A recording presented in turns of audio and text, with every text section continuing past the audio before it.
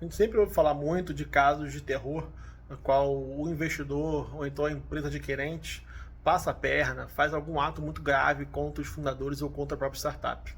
E aí eu trouxe um caso um pouco diferente hoje para poder comentar um pouquinho, tá?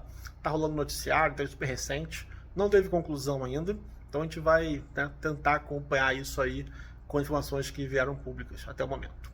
Para quem não está acompanhando, o JP Morgan Chase, um dos maiores bancos do mundo, fez a aquisição, no salvo engano ano passado, da Frank, uma startup que ajuda estudantes americanos no processo de tanto conseguir ingressar na faculdade, quanto conseguir fazer um financiamento das despesas da faculdade. Tá? Para quem não conhece muito, o mercado lá nos Estados Unidos desse tipo de business é muito grande, porque as principais universidades, elas são reconhecidamente, né, assim, que têm títulos muito grandes, como Harvard e etc., elas são todas privadas. E a tuition, né, a mensalidade, a semestralidade, a anuidade, coisas assim, elas são muito caras. Não só para a gente aqui no Brasil, mas para o próprio americano também. Além do que, existe um processo seletivo que é um tanto quanto estranho para a gente aqui, porque não é uma prova tão objetiva, né? Tem uma carga alta de subjetividade, tem entrevista, tem tipo, tenta avaliar o potencial do candidato, umas coisas assim que são bem diferentes para a gente aqui no Brasil. Mas enfim, né? Essa startup lá, Frank, ela era conduzida pela fundadora dela, a Charlie Javis, salvo engano. E aí, o que aconteceu? Ela estava crescendo muito, uma base de usuários gigantesca.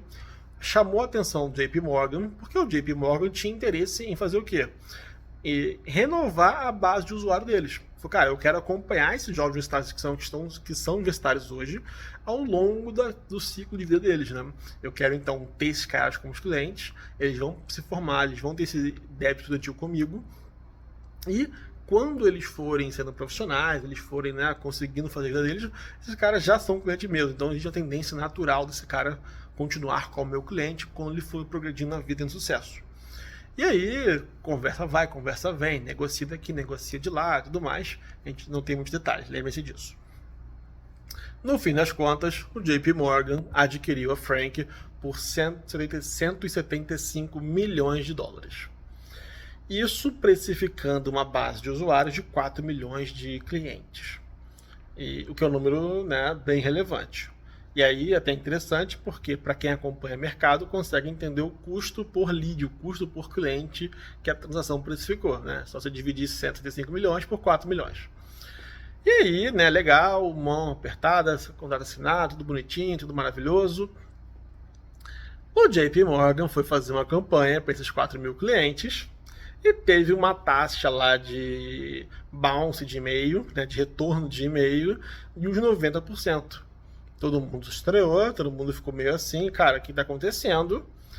Foram fazer uma auditoria dessa base de clientes e descobriram que, na verdade, dos 4 milhões de clientes, aparentemente só 300 mil eram clientes de verdade.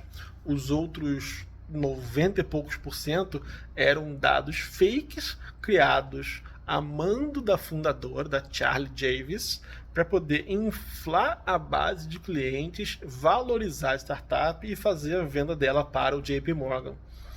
Obviamente o banco não aceitou isso muito bem, está virando processo judicial nos Estados Unidos, um está processando o outro, já virou processo criminal, o pessoal lá que equivale, né, nosso Ministério Público daqui já processou a fundadora, a SEC, né, de lá, que equivale a nossa CVM aqui, também processou ela está processando o JP Morgan em retorno, tá uma guerra jurídica lá fora agora, ela já foi presa, foi solta sob de fiança, várias coisas assim. Qual que é a moral da história aqui? Primeiro, né, para a galera que é startup, por favor, não façam coisas parecidas com o que ela fez, tá? A gente sabe que números e indicadores de startup são tanto quanto subjetivos, muitas vezes, que comportam uma certa elasticidade na sua definição, na sua apresentação para investidores, mas isso não é um caminho nunca correto, tanto do ponto de vista moral quanto do ponto de vista legal. né? Você fica exposto a um liability muito alto de caso faça a transação, caso esse dado sirva como base para a decisão de alguém, e esse dado é dado fake, e ele é propositalmente fake, você fica exposto a esse risco por muitos e muitos e muitos anos. Além do que, você vai destruir a sua reputação no mercado. Do lado do investidor, né, a gente fica com a lição assim, é um tanto quanto difícil você tentar apurar esse tipo de coisa, tá? Até mesmo em due diligence, porque para pensar, se o valor do negócio, da transação, estava naquela base de clientes, jamais a Frank pegaria os dados da base de clientes e transportaria, né, transferiria para o JP Morgan antes da conclusão da transação, do deal. Porque não faz sentido, né? A partir do momento que ele conseguiu os dados, ele não vai mais comprar startup.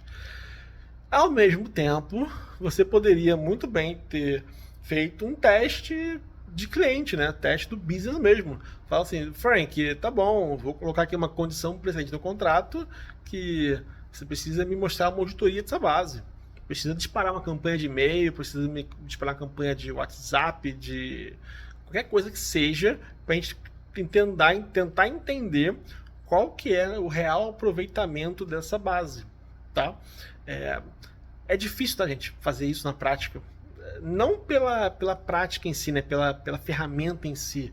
Executar isso é fácil. Você sobe isso em qualquer ferramenta dessas da vida aí de e-mail marketing dá conta disso.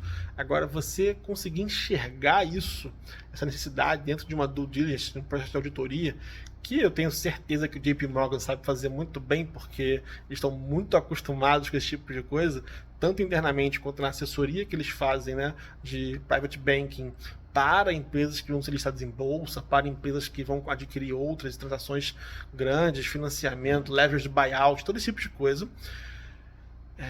Então, assim, a expertise deles, para mim, não está sendo questionado. Eu acho que a grande questão é que eles jamais esperariam isso, né? Um nível tão bizarro de incidência e de essa fraude dos dados, tá? Claro que, né, às vezes sua base está um pouco atualizada, você tem ali 2, 3, 5% de erro.